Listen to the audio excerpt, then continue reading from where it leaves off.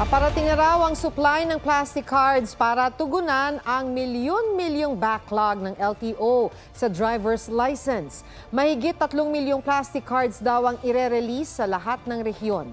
Hanggang katapusan ng Abril, pwedeng kumuha ng plastic cards ang mga nakakuha ng papel na lisensya mula April hanggang August 2023.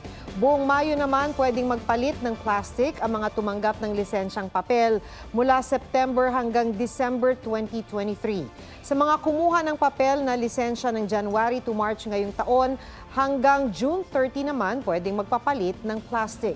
Bukas pipirma naman ng LTO ng isa pang kontrata para sa 6 na milyon pang plastic cards.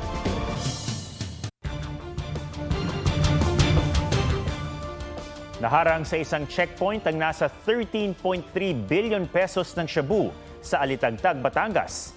Ito na ang pinakamalaking halaga ng nahuling droga sa kasaysayan ng bansa ayon kay DILG Secretary Benher Abalos Jr. Nasa batang humigit kumulang 2 toneladang droga sa loob ng isang van. Hawak na ng mga pulis ang van driver na hindi raw alam na droga ang kanyang ide-deliver. Dadali ng mga nakumpiskang shabu sa crime laboratory sa Krame. Ligtas ang 4 na Pilipinong sakay ng container ship na kinubkob ng Iran sa Strait of Hormuz. Ayon kay Department of Migrant Workers OIC Hans Kakdak, nakakatanggap pa sila ng report mula sa may-ari ng barko na may regular na supply ng pagkain at tubig ang mga tripulante. Nakausap na ng DMW ang mga kaanak ng 4 na Pinoy.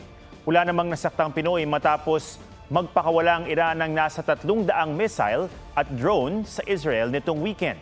Ayon sa Israeli military, nasalag ng kanilang anti-missile system ang 99% ng mga missile at drone.